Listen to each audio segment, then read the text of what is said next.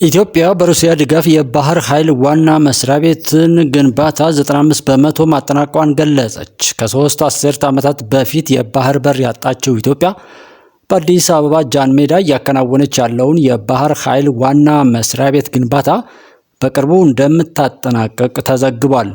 የጠቅላይ መምሪያው ግንባታ 95 በመቶ መጠናቀቁን ስፑትኒክስ አፍሪካን ጠቅሶ አፍሪካ ቢዝነስ ኢንሳይደር ነው የዘገበው። ይህም ኢትዮጵያ የባህር በር ባይኖራትም ብሔራዊ የባህር ኃይልን ዳግም ለመገንባት ያላትን ምኞት የሚያሳይ አንዱ እርምጃ መሆኑን ዘገባው አመላክቷል።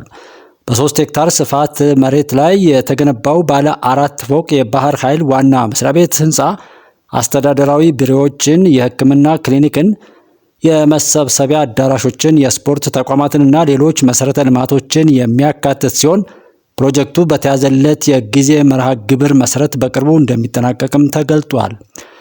በተጨማሪም ይህ ኢትዮጵያ በአፍሪካ ቀንድ ላይ ያላትን ተጽዕኖ መልሳ ለማግኘት የምታደርገውን ስትራቴጂካዊ አካል ነውም ተብሏል። ከፈረንጆቹ 1993 ጀምሮ የባህር በር ብታጣም የኢትዮጵያ መንግስት የባህር ኃይል አቅሞችን፣ የንግድ መንገዶችን ለመጠበቅ ለዓለም አቀፍ የባህር አደጋዎች ምላሽ ለመስጠትና በጅቡቲና በሱዳን ወደቦች በኩል ወደ ዓለም አቀፍ ውሃዎች መድረስን ለማረጋገጥ ወሳኝ መሆኑም ተገልጧል።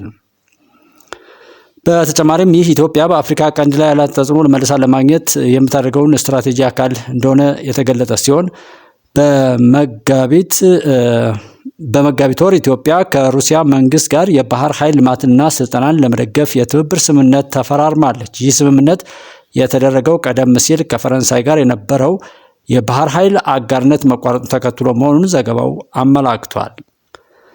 በጊዜው የሩሲያ ባህር ኃይል ምክትል አዛዥ አድሚራል ቭላድሚር ቮሮኖቭ የኢትዮጵያ ባህር ኃይል የሚገነባቸውን የባህር ኃይል ተቋማት ጠቅላይ መምሪያና ቢሾፍቱ የሚገኘውን ማሰልጠኛ ማዕከል ጎብኝተው የኢትዮጵያን የባህር ኃይል አቅም ለማጠናከር ሞስኮ ድጋፏን እንደምታደርግም ቃል መግባታቸው ይታወሳል ሲል አስ ነው የዘገበው። ኢትዮጵያ ለመጀመሪያ ጊዜ የትሪሊዮን ብር በጀት መደበች። ከዓለም አቀፉ የገንዘብ ድርጅት IMF ጋር ሪፎርም ውስጥ ከገባች በኋላ የኢትዮጵያ ኢኮኖሚ ትሪሊዮን ብርን ለመጀመሪያ ጊዜ በበጀት መልክ ተዋውቋል። በሰኔ ወር 2016 ዓ.ም ከሪፎርም በፊት ሪፎርሙ የጀመረው ሐምሌ ነበር። የቀረበው በጀት 971 ቢሊዮን ብር ነበር። ከወራት በኋላ ሪፎርም ተከትሎ የበጀት ክለሳ በማድረግ ወደ 1.4 ትሪሊዮን ብር ደርሷል። መንግስት ለ2018 የሚሆን የ1.93 ትሪሊዮን ብር በጀት አቅርቧል። ከዚህ ውስጥ 1 ትሪሊዮን ብሩን ከግብር ብቻ እሰበስባለሁ እያለ ነው። የዚህ በጀት መጠን ማደግና ለ2 ትሪሊዮን ብር መጠጋቱ እድሉም ብዙ ነው ተብሏል። መንግስት ከግብር ብቻ ሊሰበስብ ያሰበው 1 ትሪሊዮን ብር ደግሞ ስጋቱ ብዙ ነው እየተባለ ያለው። ያሰበውን ገቢ ካልሰበሰበ ቀጣይ እርምጃው ምን ሊሆን ይችላል የሚለውም አሳሳቢ ነው ሲል ኢትዮጵያን ኢኮኖሚክስ ቪው የተባለ ድረገጽ ዘግቧል። ወደ ሌላው ዜና ስናልፍ የትግራይ ተፈናቃዮች የፕሬዝዳንቱን ጽህፈት ቤት ግቢ ጥሰው መግባታቸው ተነገረ። በዛሬው ዕለት ሰኔ 4 ቀን 2017 ዓ.ም በመቀሌ የተቃውሞ ሰልፍ ያካሄዱ ተፈናቃዮች የትግራይ ክልል ጊዜያዊ አስተዳደር ፕሬዝዳንት ጽህፈት ቤት ግቢን ጥሰው እንደገቡ ተሰምቷል። በመቀሌ ሰልፍ ያካሄዱት በትግራይ ጦርነት ከምዕራብ ትግራይና ሌሎች የኤርትራ አዋሳኝ አካባቢዎች የተፈናቀሉ ዜጎች ናቸውም ነው የተባለው። በተደጋጋሚ መንግስት ወደ ቀያችን እንዲመልሰን ብንጠይቅም ምላሽ አጥተናል ሲሉ ተፈናቃዮቹ መሬታቸውን መግለጻቸው ተነግሯል። ዛሬ ከጠዋቱ 1 ሰዓት ጀምሮ ለሰዓታት በፕሬዝዳንቱ ጽህፈት ቤት በራፍ ላይ ቆመው ምላሽ እንዲሰጣቸው ሲጠይቁ የቆዩት ቅሬታ አቅራቢዎቹ ረፋዱ ላይ የክልሉ ፕሬዝዳንት ጽህፈት ቤት ግቢ ጥሰው በመግባት ምላሽ የማይሰጠን ከሆነ ከዚህ አንወጣም ሲሉ መደመጣቸውን ዶይቼ ቬለ በዘገባው ጠቁሟል ተብሏል። የአትሌቷ ባለቤት በቁጥጥር ስር አለመዋሉን ፖሊስ ገለጠ። የሐሰት መረጃ ነው፣ ግለሰቡም አልተያዘም ብሏል ፖሊስ። ጀግናዋ አትሌት ገለቴ ቡርቃ በሩጫ ዘመኗ ያፈራቻቸውን ሀብትና ንብረቶች በባለቤቷ በግፍ እንደተዘረፈች በአደባባይ መናገሯን ተከትሎ የማህበራዊ ሚዲያ ዋነኛው ትኩረት ሆናለች። ሰሞኑን ትናንት ሰኔ 3 ቀን 2017 ዓ.ም በጉዳዩ ዙሪያ ጋዜጣዊ መግለጫ የሰጠው የኢትዮጵያ አትሌቲክስ ፌዴሬሽን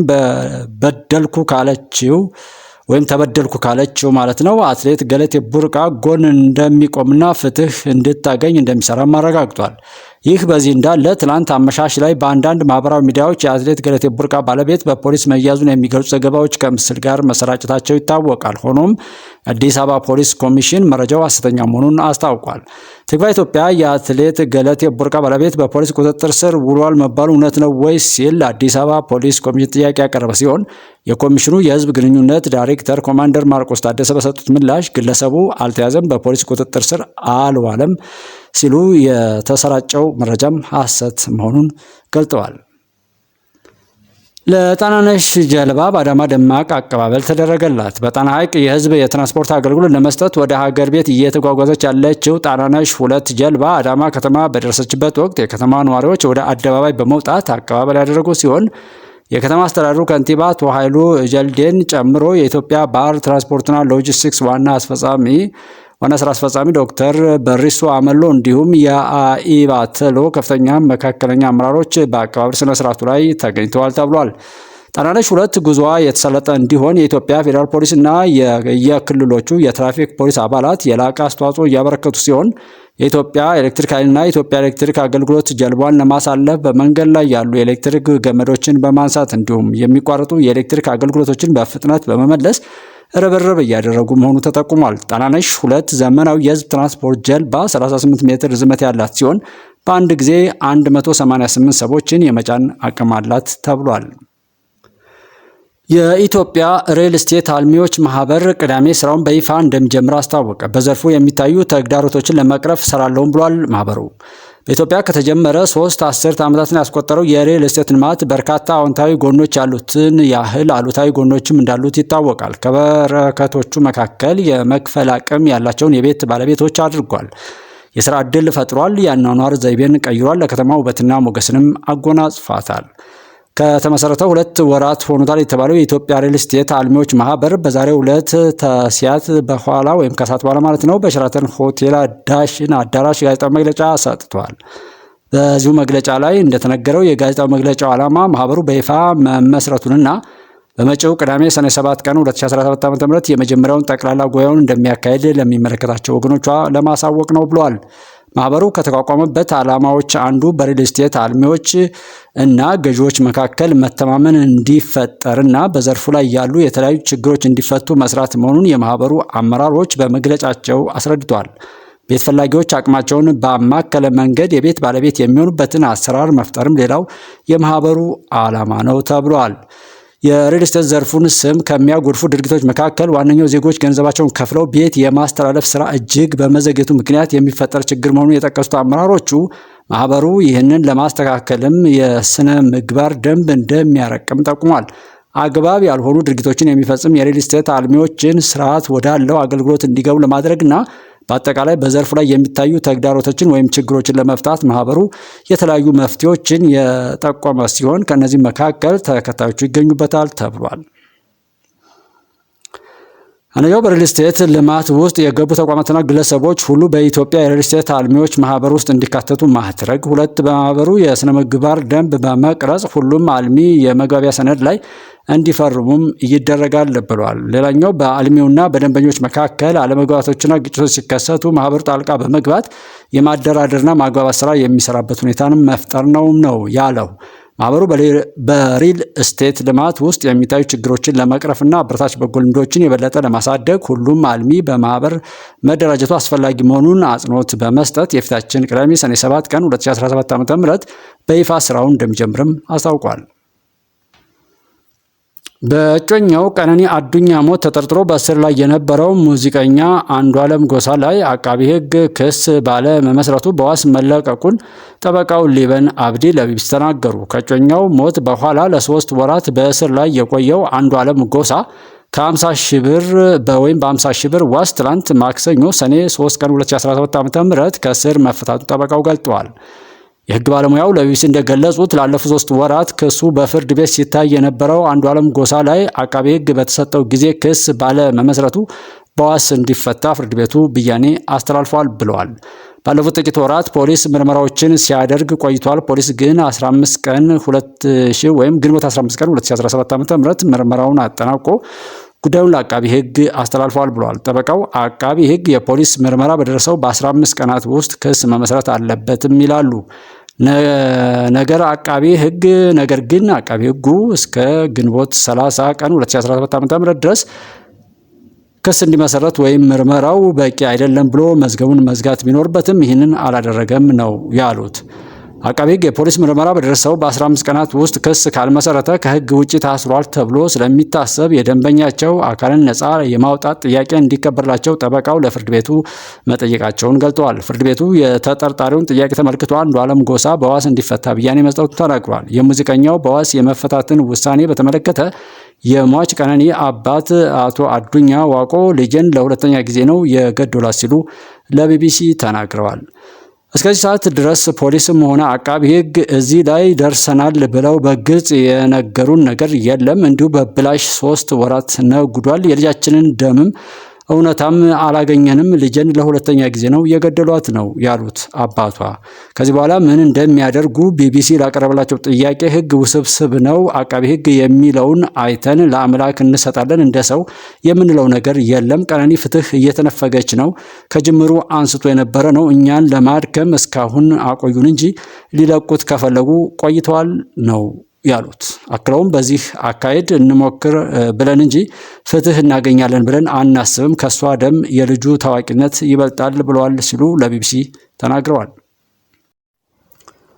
በየትኛውም ሁኔታ የሚቃጡ ትንኮሳዎችን የሚመክት ሰራዊት ተገንብቷል ሲሉ ፊልድ ማርሻል ብርሃኑ ጁላ ተናገሩ።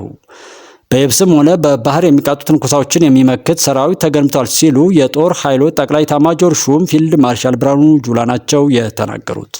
በሕዝብ ተወካዮች ምክር ቤት የውጭ ግንኙነትና የሰላም ጉዳዮች ቋሚ ኮሚቴ መከላከያ ሚኒስቴርን የ2017 በጀት ዓመት የ10 ወራት እቅድ አፈጻጸም ሪፖርት ገምግሟል።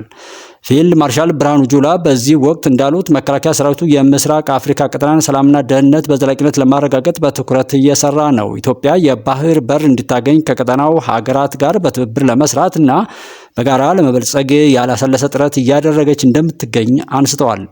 በአሁኑ ወቅት በየብስም ሆነ በባህር የሚቃጡ ትንኮሳዎችን የሚመክት እንዲሁም የሀገሪቱን ሉዓላዊነት የሚያስከብር ሰራዊት መገንባቱን ነው ያስገነዘቡት።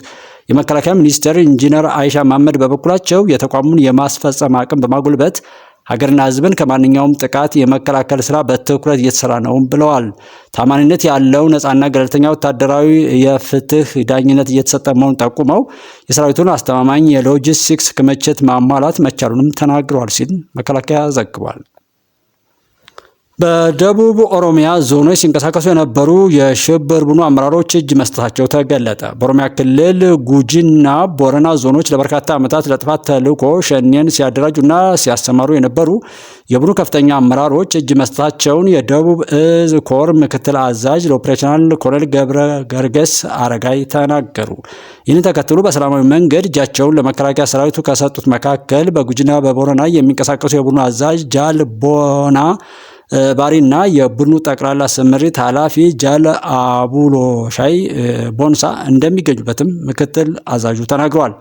የምስራቅ ጉጂ ዞን አስተዳደርና የጸጥታ ዘርፍ ምክትል ኃላፊ አቶ ጃርሶ ጎበና በበኩላቸው በቀጠናው ተደቅኖ የነበረው የጸጥታ ችግር መወገዱን ተከትሎ ቀሪ የቡድኑ አባላትም በሰላም እንዲገቡ ጥረት እየተደረገ ስለመሆኑም ገልጠዋል።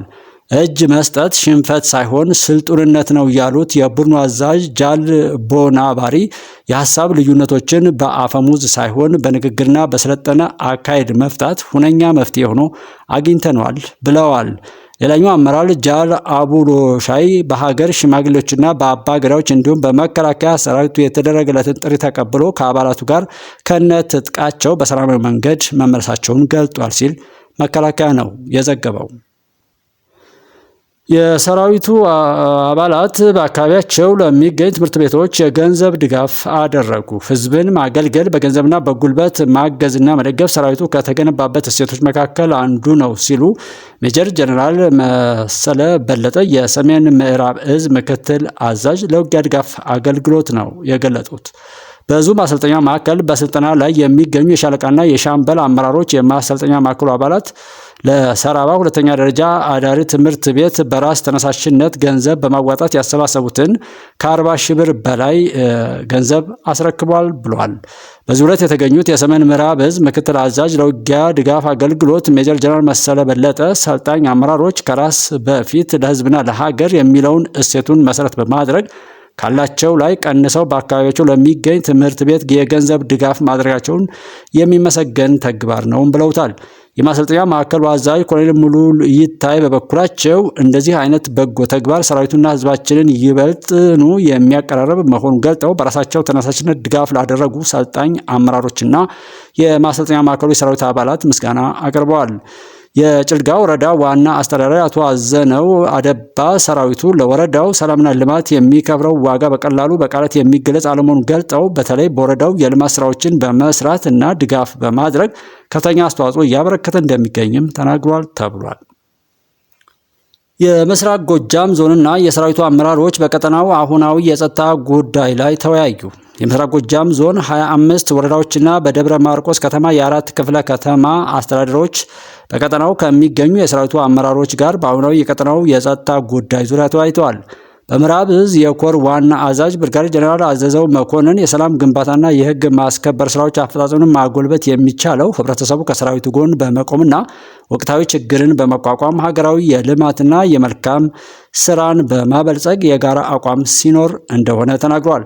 የምስራቅ ጎጃም ዞን ዋና አስተዳዳሪ አቶ ኑሩልኝ አባተ በበኩላቸው በየወረዳው የጸጥታ ኃይል በማደራጀት በቀጠናው ካለው ሰራዊት ጋር በማስተሳሰር የጽንፈኛውን አከርካሪ በመምታት የመዋጋት አቅሙን በማሳጣት በጠላት ላይ ሰብአዊና ማቴሪያላዊ ኪሳራ ማድረስ እንደተቻለ ገልጠው በቀጣይም የጸጥታ ኃይሉ ከህብረተሰቡ ጋር ይበልጥ ጥምረት በመፍጠር የሚሽሎከለከውን ጽንፈኛ የማጽዳት ስራ መቀጠል እንደሚገባም ገልጠዋል ሲል መከላከያ ነው የዘገበው።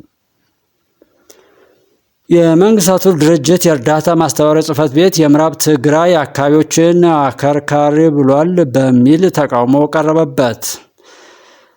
የመንግስታቱ ድርጅት የእርዳታ ማስተባበሪያ ጽሕፈት ቤት የምዕራብ ትግራይ አካባቢዎችን አከራካሪ ናቸው ብሏል በሚል ተቃውሞ ቀረበበት። የተባበሩት መንግስታት ድርጅት የሰብአዊ እርዳታ ማስተባበሪያ ጽሕፈት ቤት አዲስ ባወጣው ዓመታዊ ሪፖርት የምዕራብ ትግራይ አካባቢዎችን አከራካሪ ሲል ጠርቷል ሲሉ በትግራይ የሚንቀሳቀሱ ሲቪል ማህበራትና ፖለቲካዊ ፓርቲዎች ናቸው የተቃወሙት። ዓለም አቀፉ የትግራይ ምሁራንና ባለሙያዎች ማህበርን ጨምሮ በክልሉ ዙሪያ የሚሰሩ 18 ሲቪክና የምርምር ተቋማት በጋራ ትላንት ሰኔ 3 ቀን 2017 ዓ.ም ባወጡት መግለጫ የመንግስታቱ ድርጅት የሰብአዊ እርዳታ ማስተባበሪያ ጽሕፈት ቤት በዓመታዊ ሪፖርቱ ላይ የምዕራብ ትግራይ አካባቢዎችን በካርታ አስደግፎ አከራካሪ በሚል የተጠቀመበትን አገላለጽ እናወግዛለን ብለዋል። ማስተባበሪያ ቢሮው በቅርቡ ያወጣው ዓመታዊ ሪፖርቱም ሆነ ቀደም ሲል ባወጣቸው መግለጫዎቹ በካርታ በማስደገፍ የምዕራብ ትግራይ አካባቢዎችን በአማራ ክልል እንደሆኑ አድርጎ አቅርቧል ያለው የተቋማቱ የጋራ መግለጫ በተጨማሪም አከራካሪ ቦታዎች የሚል አገላለጽ እየተጠቀመ ነው ሲሉ ነው የተቹት። በተመሳሳይ ሳልሳይ ወያኔ ትግራይ ሰኔ 2 ቀን 2014 ዓ.ም ባወጣው መግለጫ የመንግስታቱ ድርጅት በካርታ አስደግፎ ምዕራብ ትግራይን አከራካሪ በሚል ማቅረቡን በጽኑ እንደሚያወግዘው ጠቅሶ ቢሮው የተጠቀመው ካርታ ህገወጥና አሳሳች ነው ሲል ተችቷል። ኦነግና ኦፌኮ በቀጣዩ ዓመት ምርጫ በሚደረገው ጠቅላላ ምርጫ ለመሳተፍ የሚያስችል አቋም ላይ እንዳልሆኑ ገለጡ። ኦነግና ኦፌኮ በተለያዩ አካባቢዎች የሚካሄዱት ግጭት ብቻ ምርጫውን ላለማድረግ በምክንያትነት ሊጠቅሱ እንደሚችሉ መጥቀሳቸውን ቢቢሲ ነው በዘገባው ያመላከተው። ፓርቲዎቹ ከቦታ ቦታ ተንቀሳቅሰው ህዝባዊ ውይይቶችንና የምርጫ ቅስቀሳ ማድረግ እንደማይችሉና መንግስት ከፍተኛ ጫና እንደሚያደርስባቸው ገልጸዋል ተብሏል። የኦፌኮ ሊቀመንበር ፕሮፌሰር መራራ ጉዲና ነባር ችግሮች ሳይፈቱ ምርጫ ከተካሄደ አገሪቱን ወደ ባሰ ትርምስ ይከታታል በማለት ማስጠንቀቂያዎችን በዘገባው ጠቅሷል። ቦርዱ ለምርጫ ቅድመ ዝግጅት ያደረገ መሆኑንና ምርጫውም በተቀመጠለት የጊዜ ሰሌዳ እንደሚያከናውንም ሰሞኑን አስታውቀው ነበር።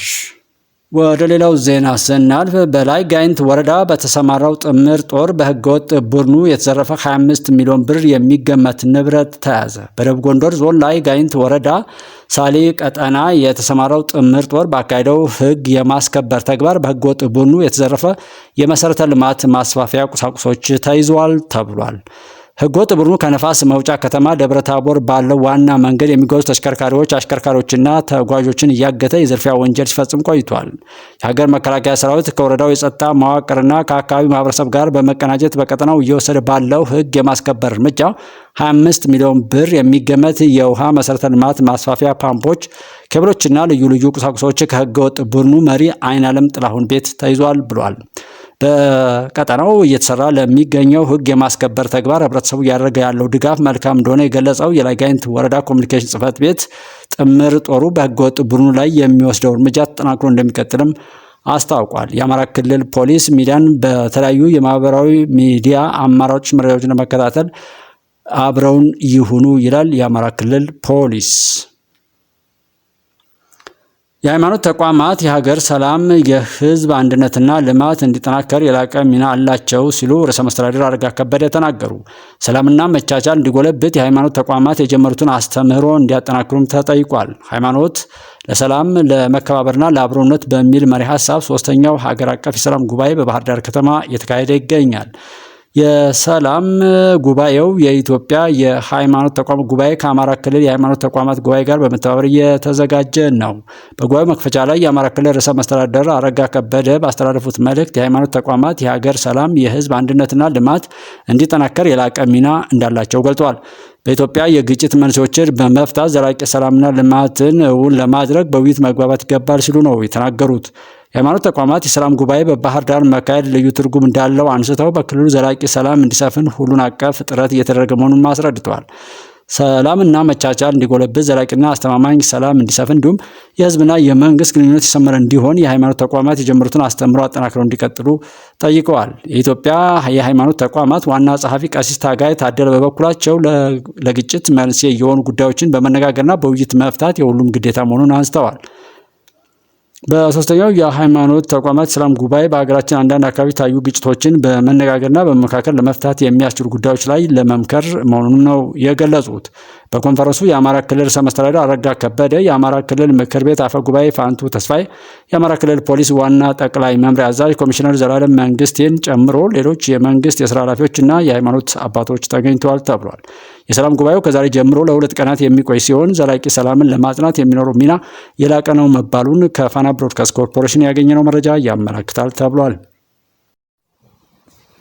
በኢትዮጵያ ሰላም የሚፈልጉ ባለሀብቶች በጫካ የሚገኙ ታጣቂዎችን በገንዘብ መደገፍ እንዲያቆሙ ጠቅላይ ሚኒስትር ዶክተር አብይ አሳሰቡ።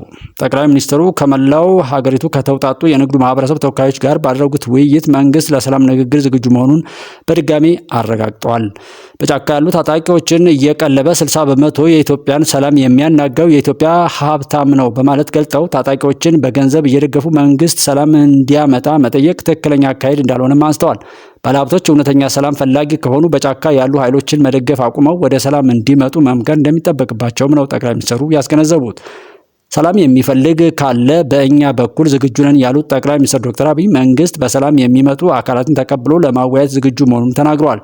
ከዚህ ባሻገር ህግ ማስከበር የመንግስት ስራ በመሆኑ መቀጣት ያለበትን አካል መቅጣት እንደሚገባ ገልጸው ሰላም በጣም አስፈላጊ በመሆኑ ተባብረን መስራት አለብንም ነው ያሉት። ጠቅላይ ሚኒስትር ዶክተር አብይ ሰላምን በተመለከተ የሚቀርቡ ጥያቄዎች ትክክለኛ መሆናቸውን ገልጠው ነገር ግን ሰላም እንዲሰፍን የሚጠይቁ አካላት ራሳቸውን በማግለል የመንግስት ብቻ ጉዳይ የማድረግ ልምዶች ተገቢ አለመሆናቸውንም አስረድተዋል። በሌላ በኩል መንግስት ኮንትሮባንድን እና ህገወጥ የመሳሪያ ዝውውር ለመቆጣጠር ባዘጋጃቸው ፍተሻ ኬላዎች የኮቴ እያሉ ገንዘብ የሚጠይቁ አካላት እንዳሉ በውይይቱ ላይ ተነስቷል። ጠቅላይ ሚኒስትሩ በዚህ ጉዳይ ላይ በሰጡት ምላሽ እነዚህ የፍተሻ ኬላዎች የማይኖሩ ከሆነ ህገወጥ የጦር መሳሪያዎች እየገቡ የሰዎችን ህይወት እንደሚቀጥፉም ነው የተናገሩት። ነገር ግን ገንዘብ ሳይጠየቅ ፍተሻ የሚደረግበትን መንገድ ለማመቻቸት መንግስት ከንግዱ ማህበረሰብ ጋር በትብብር ይሰራልም ብለዋል። ከትናንት በስቲያ ሰኞ ጀምሮ ፋይዳ መታወቂያ ለፓስፖርት አገልግሎት ለማግኘት አስፈላጊ ከሆኑ ሰነዶች መካከል አንዱ ሆኗል ተባለ። ፓስፖርት ለማውጣት ፋይዳ መያዝ የግድ ነው የተባለው ለፋይዳ ዲጂታል መታወቂያ ለመመዝገብ በአቅራቢያ በሚገኝ ምዝገባ ጣቢያ አይዲ ገቨርንመንት ኢቲ ሎኬሽን በመሄድ እና በመመዝገብ የታተመ QR ኮድ ወይም በስልክ ዲጂታል ኮፒ በመያዝ አገልግሎት ማግኘት ይቻላል ተብሏል። የብሔራዊ መታወቂያ አገልግሎት ጽሕፈት ቤት ወደ ኢሚግሬሽንና ዜግነት አገልግሎት ጽሕፈት ቤት ከመሄዳችሁ በፊት በአቅራቢያችሁ ባሉ ማዕከላት ተመዝግባችሁ ኮዱን ማሳተምና መያዝ ይኖርባችኋል ነው ያለው። QR ኮድን ከፋይዳ አይዲ ሞባይል መተግበሪያ ከቴሌብር ሱፐር አፕ እንዲሁም ከሲቢ ብር ሞባይል መተግበሪያ ላይ በማውረድና በወረቀት በማሳተም መያዝ ይቻላል ሲል ገልጿል። የፋይዳ ቁጥር ያልደረሰው ወይም ከጠፋበት በተመዘገበበት ስልክ ኮከብ 9779 መሰላል በመደወል ወይም የፋይዳ መተግበሪያ ፋይዳ አይዲ በመጠቀም በድጋሚ ማስላክ እንደሚችልም ተመላክቷል። በምዝገባ ወቅት የመረጃ ስህተት ካጋጠመ id.gov.et/update ወይም በፋይዳ አይዲ ፋይዳ ሞባይል መተግበሪያ በቀላሉ ማስተካከል ይቻላል ሲል ገልጧል።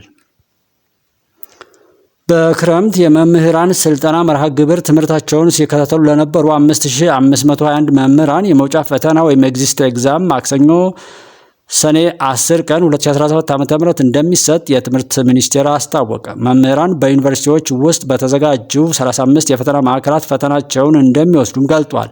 ተፈታኞቹ ወደ ፈተና ማዕከላት ሲመጡ አገር አቀፉን ብሔራዊ መታወቂያ ወይም ፋይዳ መታወቂያ መያዝና በትምህርት ሚኒስቴር የተዘጋጀውን የፈተና ፕሮቶኮል ማክበር ይገባቸዋል ሲል የትምህርት ሚኒስቴር ገልጧል። ወደ ውጭ ዜና ስናልፍ የሎስ አንጀለስ ነውጥና የትራምፕ እርምጃ ወታደሮችን ባንክል ኖሮ ከተማዋ ትቃጠል ነበር ብለዋል ትራምፕ። ወታደሮችን ባንልክ ኖሮ ከተማዋ ትቃጠል ነበር ሲሉ ነው ያስተባበሉት። የአሜሪካ መንግስት ሰነድ አልባ ስደተኞችን በመያዝ መጀመሩ ተከትሎ ከ5 ቀናት በፊት የተጀመረ የሎስ አንጀለስ ተቃውሞ ዛሬም ተቀጣጥሎ ቀጥሏል። ፕሬዚዳንት ዶናልድ ትራምፕ ተቃውሞው ከአካባቢው የፖሊስ አቅም በላይ ነው በሚል ብሔራዊ ዘብ ወደ ከተማዋ እንዲገባ ያደረጉት በመጀመሪያዎቹ ቀናት ሲሆን ተቃውሞው ግን ከመብረድ ይልቅ እየተባባሰ መጥቷል። በከተማውም የአስቸኳይ ጊዜ አዋጅ ታውጇል። ዶናልድ ትራምፕ ከመጀመሪያዎቹ በተጨማሪም ትላንት ማክሰኞ 2000 የብሔራዊ ዘብና 700 የባህር ኃይል አባላትን ፌዴራል መንግስቱ የተቃውሞ ሰልፉን ለመቆጣጠር እየወሰደ ያለውን እርምጃ ለማገዝ እንዲሰማሩ ማዘዛቸው ይታወቃል። ፕሬዚዳንቱ ሶሻል ትሩዝ በተባለው ማህበራዊ ሚዲያቸው ባስተላለፉት መልእክት የፌዴራል መንግስት ጣልቃ ገብቶ ወታደሮችን ባንልክ ኖሮ ሎስ አንጀለስ ከጥቂት ወራት በፊት በእሳት እንደነደደችው ሙሉ በሙሉ ትቃጠል ነበር ሲሉ አስተዳደራቸውን ትልቅ ውሳኔ ወስኗል ሲሉ ነው ያወደሱት። ይህ በዚህ እንዳለ በሳምንቱ መጨረሻ ላይ በዋሽንግተን በሚከበረው የአሜሪካ ሰራዊት 250ኛ ዓመት የምስረታ በዓል ላይ ሰዎች የተቃውሞ እንቅስቃሴ ከማድረግ እንዲቆጠቡም ፕሬዚዳንቱ አስጠንቅቀዋል። የፊታችን ቅዳሜ በሚካሄደው ወታደራዊ ትዕይንተ ሰልፍ ላይ የሚደረጉ ተቃውሞዎች እጅግ ከባድ ኃይል ይጠብቃቸዋልም ብለዋል ዶናልድ ትራምፕ በሰጡት ማስጠንቀቂያቸው። ሩሲያ ከልክ ያለፈ የኒውክሌር እቃዎችን ከኢራን ለማስወገድ ለመርዳት ዝግጁ ነኝ ስትል አስታወቀች። ሩሲያ ከመጠን ያለፈ የኒውክሌር ቁሳቁሶችን ከኢራን ግዛት ለማስወገድ ዩናይትድ ስቴትስ እና ኢራን ስምምነት ላይ እንዲደርሱ ለመርዳት ዝግጁ መሆኗን የሩሲያ ምክትል የውጭ ጉዳይ ሚኒስትር ሰርጌይ ላቭሮቭ መናገራቸውን የሩሲያ ሪያ ኖቮስቲ የዜና አገልግሎት ዘግቧል። ቴሄራን ሰላማዊ የኒውክሌር ኃይል የማግኘት መብት እንዳላት ብትገልጽም በፍጥነት እየገሰገሰ ያለው የዩራኒየም ማበልጸጊያ ፕሮግራሟ በምዕራቡ ዓለምና በባህረ ሰላጤው ላይ የኒውክሌር ጦር መሳሪያ ለመስራት ትፈልጋለች የሚል ስጋት ፈጥሮባቸዋል።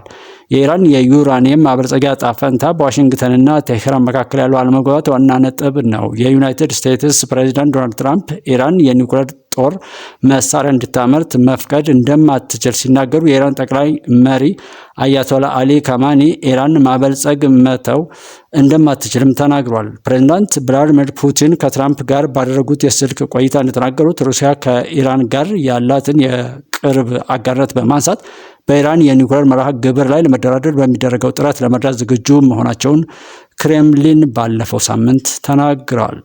የጦር መሳሪያ ቁጥጥርና የአሜሪካን ግንኙነት የሚቆጣጠሩት የሩሲያ ምክትል ውጭ ጉዳይ ሚኒስትር ሰርጌይ ላቭሮቭ ለሩሲያ መገናኛ ብዙኃን ረቡዕ ዕለት እንደተናገሩት መፍትሄ ላይ ለመድረስ የሚደረገው ጥረት በእጥፍ ሊጨምር እንደሚገባምና ሞስኮ በሀሳቦችና በተግባራዊ መንገዶች ለመርዳት ፈቃደኛ መሆኗን ተናግሯል ሲል ዘግቧል። የተከበራቸው ጉባለች ኢትዮጵያ ዩቲዩብ ቻናል ቤተሰቦች ጉባለች ኢትዮጵያ ሳብስክራይብ፣ ላይክ እና ሼር በማድረግ አብረን እንሁን። እውነትን ለመናገር አንድ አማራጭ አድርገን ወደፊት እንሂድ። እውነት ያሸንፋል፣ ውሸት ይሸንፋል፣ ባንዳነት ይጠፋል። ሀገር ወዳድ ዜጎች በድል ይቀጥላሉ። ኢትዮጵያ በድል ትቀጥላለች። ምንም ጥያቄ የለውም። መልካም ጊዜ